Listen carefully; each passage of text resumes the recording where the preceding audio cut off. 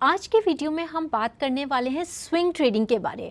हम ये देखेंगे कि किस तरीके से स्विंग ट्रेडिंग के अंदर हम राइट स्टॉक को सिलेक्ट करके हाई प्रोबेबिलिटी ट्रेड्स ले सकते हैं, जिसके अंदर हम एक अच्छा प्रॉफिट रिटर्न जनरेट कर सकते हैं।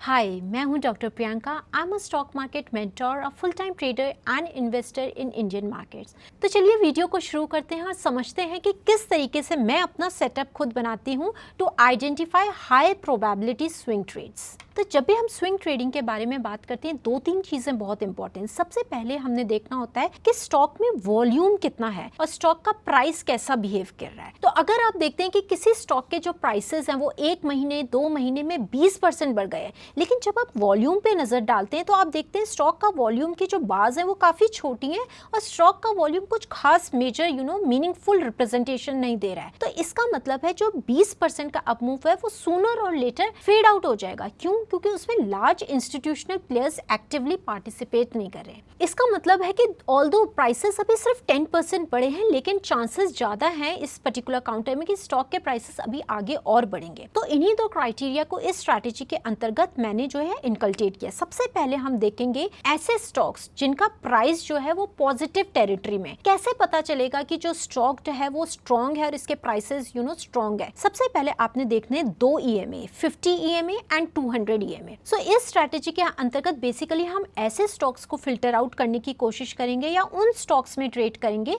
जिनमें जो प्राइसेस हैं वो 50 EMA और 200 EMA के ऊपर ट्रेड कर रहे हैं। तो जैसा कि आपको स्क्रीन पे दिखाई दे रहा है, ये वाला जो स्टॉक है यहाँ पे हम देख रहे हैं कुछ पीरियड्स में जो है प्राइसेस 200 और 50 EMA के नीचे हैं और कुछ पीरियड्स में इससे ऊपर है। हम स्विंग ट्रेडिंग में बाय साइड में ट्रेड कर रहे हैं तो हमें एसेंशियली ऐसे स्टॉक्स चाहिए होंगे जो इन दोनों EMA के ऊपर ट्रेड करें, साथ ही में उन पे एक बुलिश क्रॉसओवर भी हमें दिखाई दे रहा है 250 EMA का। अब ये बुलिश क्रॉसओवर क्या होता है? देखिए, जैसा कि आप यहाँ पे स्टॉक काउंटर में देख पा रहे हैं, ये 50 EMA की लाइन है और ये 200 EMA की लाइन है। सो बुलिश क्रॉसओवर का मतलब है जब 50 EMA की लाइन 200 EMA को नीचे से क्रॉस कर रही है तो ये हमारे लिए ट्रेडर्स के लिए एक बुलिश साइन होता है। क्यों? क्योंकि ये हमें बताता है कि जो शॉर्ट टर्म मोमेंटम है स्टॉक का वो लॉन्ग टर्म मोमेंटम को ओवरटेक कर रहा है। मतलब स्टॉक में जो बायर्स हैं वो रिसेंटली इंक्रीज हुए। सो इस स्ट्रैटेजी के अंतर्गत जब भी हम स्टॉक्स को ट्रेड करेंगे तो हम उन स्टॉक्स पे अपना फोकस रखेंगे जहां पे हमें 200 और 50 डे EMA का एक बुलिश क्रॉसओवर देखने को मिल रहा है। तो इस केस में देखिए स्टॉक यहाँ पे लार्जली साइडवेज था। अगेन हम देखते हैं ये वो टाइम पीरियड है जब दोनों EMA स्टॉक के प्राइस एक्शन से ऊपर ट्रेड करें, लेकिन एक पर्टिकुलर दिन हमें यहाँ पे क्या दिखाई देता है कि यहाँ पे एक बुलिश क्रॉसओवर आया है। ठीक है, अब बुलिश क्रॉसओवर आइडेंटिफाई मैंने कर लिया है, मतलब ये स्टॉक मेरी बाय लिस्ट में आ गया। अब सेकंड स्टेप क्या है स्ट्रैटेजी का? इस स्ट्रैटेजी के अंतर्गत सबसे पहले मुझे चार्ट में आइडेंटिफाई करना है बुलिश क्रॉसओवर। उसके बाद मुझे देखना है कि एक बॉक्स यहाँ पे बन रहा है। बॉक्स कैसे पता चलता है? देखिए, बॉक्स जो होता है ट्रेडिंग में वो एक बहुत ही हाई प्रोबेबिलिटी टेक्निकल सेटअप होता है। इसे कई लोग रेक्टेंगल पैटर्न भी कहते हैं। ये मुझे बताता है कि इस पर्टिकुलर टाइम पीरियड में इन 2-3 महीने में जो स्टॉक का प्राइस एक्शन है वो एक पर्टिकुलर रेंज के अंदर ट्रेड हो रहा है, चाहे वो 5% की रेंज हो चाहे वो 10% की रेंज हो। जनरली जब ये रेक्टेंगल पैटर्न बनते हैं तो हम देखते हैं नीचे की तरफ जो वॉल्यूम होता है वो बिल्कुल ड्राइड अप होता है। देखिए, जैसे कि इस पर्टिकुलर केस में भी हमको दिखाई दे रहा है, जब ये बॉक्स यहाँ पे बना है, एक कंसोलिडेशन आया है चार्ट्स में, तो यहाँ पे नीचे की तरफ के वॉल्यूम बहुत ज्यादा ड्राइड अप है। अब आपने क्या करना है, हमारे पास ऑलरेडी ये पर्टिकुलर स्टॉक बुलिश क्रॉसओवर दे रहा है, रेक्टेंगल हमें इसमें दिख रहा है पैटर्न। तीसरा जो क्राइटेरिया है जो मुझे ये बताता है कि इस पर्टिकुलर स्टॉक में मुझे बाइंग करनी चाहिए, वो क्या होगा कि मुझे देखना है कि बॉक्स बनने से पहले एक अच्छा अप ट्रेंड मुझे यहाँ पे दिखाई दे रहा है। तो इस पर्टिकुलर स्टॉक में मुझे क्या दिखाई देता है कि स्टॉक में एक अप ट्रेंड अच्छा खासा हमें देखने को मिल रहा है। अप ट्रेंड क्या होता है? स्टॉक में higher highs and higher lows बने। ठीक है, चाहे वो 1 महीने के लिए बने, 2 महीने के लिए या 3 महीने के लिए, ये मेरे लिए एक सेकेंडरी अपमूव है। अब मुझे देखना है कि ये जो अपमूव था ये कितने परसेंटेज का था या कितने एब्सोल्यूट पॉइंट्स का था। मतलब 100 एब्सोल्यूट पॉइंट्स का ये अपमूव है। अब ये जो बॉक्स मेरा बना है ना, बेसिकली ये जो पैटर्न मेरा यहाँ पे बना है, ये जो सेटअप बना है, इसका जो पुल बैक आया है ये इसके 50% से ज्यादा नहीं होना चाहिए। फॉर एग्जाम्पल, अगर किसी स्टॉक ने 100 पॉइंट्स का अपमूव दिया है तो जो पुल बैक है वो 50 पॉइंट्स से ज्यादा का नहीं होना चाहिए, मतलब कि जो स्टॉक है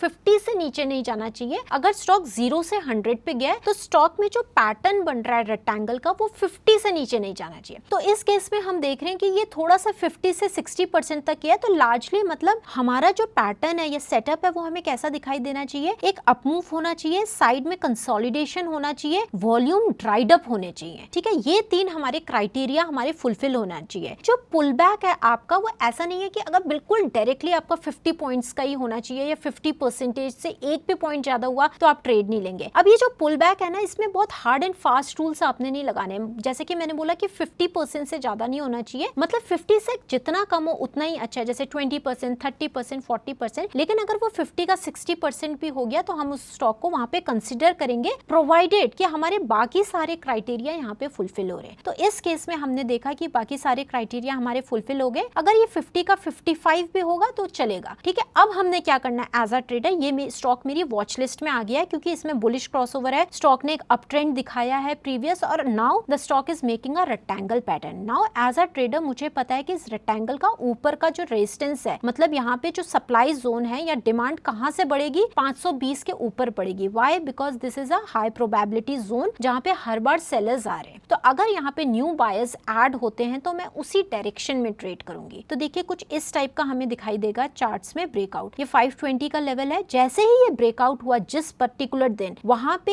एक दिन वेट करके अगले दिन मुझे यहाँ पे पोजीशन अपनी खड़ी करनी है। स्टॉप लॉस हम कहाँ पे लगाएंगे? आप stop loss middle of the pull back में लगा सकते हैं, because as a discretionary trader अगर आप पैटर्न के लो पे अपना स्टॉप लॉस लगाते हैं तो आपका जो यहाँ पे रिस्क है वो काफी बढ़ जाएगा। तो इसीलिए हम हरदम कहते हैं जो आपका इमीडिएट प्रीवियस स्विंग लो है वहां पे आप अपना स्टॉप लॉस लगा सकते हैं, या फिर 2 कैंडल्स को छोड़ के तीसरे कैंडल पे अपना स्टॉप लॉस लगा दिया आपने। तो इस केस में क्या होगा, आपका जो रिस्क है वो थोड़ा कंट्रोल रहेगा। एक बार स्टॉक ने यहाँ पे ब्रेकआउट दे दिया, उसके बाद आपने अपना टारगेट कैसे निकालना है। देखिए जितना भी आपका ये पैटर्न का हाइट होगा ना, या फिर जितना भी आपका रिस्क पॉइंट होगा, ये से ध्यान से सुनिएगा, इसके 2 तरीके हैं। सो बेसिकली जितना भी आपका रिस्क होगा उसका डबल आपका टारगेट हो जाएगा। जो हमारा स्टैंडर्ड रूल होता है ट्रेडिंग में, रिस्क रिवॉर्ड आपका हो जाएगा 1:2 का। तो अगर आप देखते हैं ये स्विंग लो जो है जहां पे आपने एंट्री ली, इस लेवल पे आपने एंट्री ली 531 के लेवल पे, आपका स्विंग लो यहाँ पे 490 के लेवल पे, 30-40 पॉइंट्स का आपका यहाँ पे स्टॉप लॉस है, लेट्स से 30 पॉइंट्स का। तो आपका टारगेट कितना हो जाएगा? 60 पॉइंट्स का हो जाएगा। तो जब 60 पॉइंट स्टॉक ऊपर जाएगा तो यहाँ कहीं जाके आप अपना प्रॉफिट बुक कर सकते हैं। लेकिन जनरली मैंने देखा है जब भी ऐसे सेटअप चार्ट्स में आते हैं, इसमें जो प्रॉफिट का पोटेंशियल होता है वो सिर्फ 1:2 का नहीं होता, वो कहीं ज्यादा होता है। तो अगर आपको फुली पूरा ट्रेंड कैप्चर करना है तो 1:2 का आप पहला टारगेट रख सकते हैं यहाँ पे। जब आपका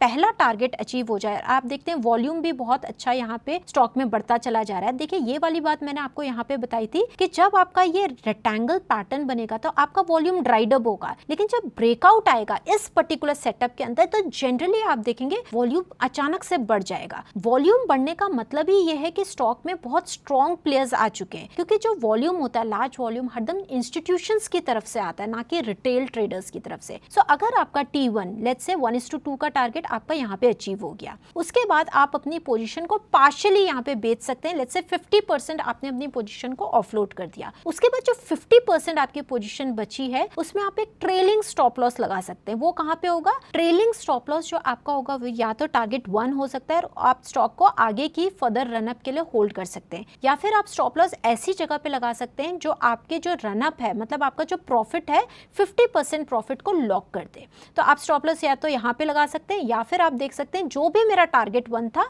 उसको अब मैंने स्टॉप लॉस बना लिया, सो दैट आपका जितना भी प्रॉफिट आपको टारगेट 1 तक आया था वो पूरा का पूरा लॉक इन हो जाए। तो इस तरीके से जो ट्रेडर्स हैं, प्रोफेशनल ट्रेडर्स हैं, वो ट्रेड करते हैं। तो ये जो ऑर्डर्स आप प्लेस करते हैं ना, ये जरूरी नहीं है कि आपने मार्केट आज के टाइम पे ही प्लेस करने हैं और स्क्रीन पे बैठ के ही प्लेस करने हैं। बहुत सारे ऑर्डर्स होते हैं, जैसे सुपर ऑर्डर होता है, उसमें हम क्या करते हैं कि हमने देख लिया कि हमारा ब्रेकआउट कहाँ पे आएगा, इस स्टॉक का 520 के लेवल पे आएगा। तो 520 के लेवल पे आपने जितनी क्वांटिटी बाय करनी है, लेट्स से आपको 5000 क्वांटिटी बाय करनी है 520 के लेवल पे, तो आप क्या करेंगे, एक सुपर ऑर्डर लगाएंगे जिसमें ऑटोमेटिक बाय ऑर्डर आप लगा सकते हैं। तो जैसे ही प्राइस 520 पे जाएगा या उससे ऊपर जाएगा तो आपका ऑर्डर वहां पे एग्जीक्यूट हो जाएगा। तो इस तरीके से आप ट्रेड कर सकते हैं इस पर्टिकुलर सेटअप को। अब देखिए सेम ही सेटअप में आपको दूसरे स्टॉक में दिखा रही हूँ, इस स्टॉक में हम क्या देखते हैं कि स्टॉक ने एक अच्छा रनअप हमको दिया है। स्टॉक पहले यहाँ पे 400 के लेवल पे ट्रेड कर रहा था, 400 से 700 तक स्टॉक ने एक अच्छा अप ट्रेंड मुझे यहाँ पे दिया है। उसके बाद मैं क्या देखती हूँ, इस पर्टिकुलर टाइम पे स्टॉक 200 EMA से नीचे ट्रेड कर रहा था और 50 EMA से भी नीचे ट्रेड कर रहा था। लेकिन ये जो रनअप स्टॉक में आया, उसके बाद जो स्टॉक का बायस है वो चेंज हो गया, और वो चेंज हमें कैसे दिखाई दे रहा है? वो चेंज हमें दिखाई दे रहा है बुलिश क्रॉसओवर के रूप में। ये बुलिश क्रॉसओवर कौन से दो EMAs के बीच में? 50 EMA एंड 200 डे EMA के बीच में। ये हमारा यहाँ पे बुलिश क्रॉसओवर दिखाई दे रहा है। इसके बाद हमारा सेकंड क्राइटेरिया क्या है इस सेटअप में? हमने देखना है कि सबसे पहले स्टॉक में एक स्ट्रॉन्ग अपसाइड मोमेंटम आया, उसके बाद क्या स्टॉक में एक बुलिश क्रॉसओवर बन रहा है? अगर बन रहा है तो क्या उसके बाद स्टॉक में एक साइडवेज मूवमेंट आ रही है जो एक रेक्टेंगल के शेप में? अगर बन रही है तो क्या उसके साथ हमें लो वॉल्यूम दिखाई दे रहा है? इस केस में जैसा कि हम देख पा रहे हैं, जब ये हमारी ट्रायंगल यहाँ पे पैटर्न बना है तो वॉल्यूम अगेन फिर से ड्राइड अप यहाँ पे हो गया है। अब देखिए, पहले वॉल्यूम स्ट्रॉन्ग था यहाँ पे, लेकिन जैसे ही रेक्टेंगल बनने लगा वॉल्यूम ड्राइड अप है। उसके बाद एज अ ट्रेडर हम इस सेटअप के अंतर्गत क्या करेंगे? हम ब्रेकआउट का वेट करेंगे। ये जो रेक्टेंगल पैटर्न है, इसका जो रेजिस्टेंस है वो किस लेवल पे? 730 के लेवल पे। सपोर्ट कहाँ पे दिखाई दे रहा है? 641 के लेवल पे दिखाई दे रहा है। तो 720 के ऊपर मैं अपना सुपर ऑर्डर डाल दूंगी for whatever quantity I want to buy this stock. ठीक है, उसके साथ साथ मुझे देखना है कि जब ब्रेकआउट हुआ तो क्या स्टॉक में वॉल्यूम इंक्रीज हो रहा है। अगर इंक्रीज हो रहा है तो ये मेरे सेटअप के लिए पॉजिटिव साइन है, तो मैं यहाँ पे अपनी बाइंग कर लूंगी। इसमें स्टॉप लॉस कहाँ पे लगाएंगे? अगेन जैसा कि मैं आपको पहले बता चुकी हूँ, अगर आपकी रिस्क एपेटाइट आपको अलाउ कर रही है तो पैटर्न के लो पे आप लगाइए। अगर आपको लगता है कि 12% का रिस्क आप नहीं ले सकते तो आप क्या करेंगे? 3 कैंडल्स पीछे जाके जो इमीडिएट स्विंग लो आप देख रहे हैं, इस केस में यहाँ कहीं जाके आपको मिल रहा है। देखिए, ब्रेकआउट हुआ हमारा 720 के ऊपर, 3 कैंडल अगर मैं पीछे जाऊं तो मेरा स्टॉप लॉस कहाँ पे हो जाएगा? 680 के लगभग लेवल पे। ठीक है, तो यहाँ पे मेरा रिस्क कम हो गया, लेकिन मेरी प्रोबेबिलिटी ऑफ सक्सेस वही रहेगी। क्यों? क्योंकि मैं बहुत सारे टेक्निकल पैरामीटर्स को जोड़ के देख रही हूँ। यहाँ पे मैं वॉल्यूम देख रही हूँ, मैं 250 EMA का बुलिश क्रॉसओवर देख रही हूँ, मैं एक कंसोलिडेशन पैटर्न यहाँ पे आइडेंटिफाई कर रही हूँ, और उसके बाद जाके मैं उस स्टॉक को बाय कर रही हूँ। सो इस चीज के चांसेस बढ़ जाते हैं कि मेरा यहाँ पे ये ट्रेड राइट होगा, और अगर नहीं भी हुआ राइट तो मैं यहाँ पे एक मिनिमम लॉस लेके उस ट्रेड से निकल सकती हूँ। सो बेसिकली जब भी हम सेटअप्स की बात करते हैं या स्ट्रैटेजी की बात करते हैं तो उसका मतलब ये नहीं होता है कि ये जो है सेटअप आपको 100% एक्यूरेसी देगा। इसका मतलब ये होता है कि this setup has a very high chance of winning. जैसे 80% हो गया, 70% हो गया, लेकिन बाकी के 30 या 20% आपको स्टॉप लॉस लेना ही होगा। तो चलिए, इसी के साथ मैं इस वीडियो को एंड करती हूँ। अगर आपने चार्ट्स में कभी ये सेटअप्स को आइडेंटिफाई किया है, और अगर आप इसी तरीके से ट्रेड करते हैं जैसे मैं ट्रेड करती हूँ, तो कॉमेंट्स में अपना एक्सपीरियंस जरूर शेयर कीजिएगा। I will see you very soon in the next video. Till then, bye bye. Investments in the securities market are subject to market risk. Read all the related documents carefully before investing.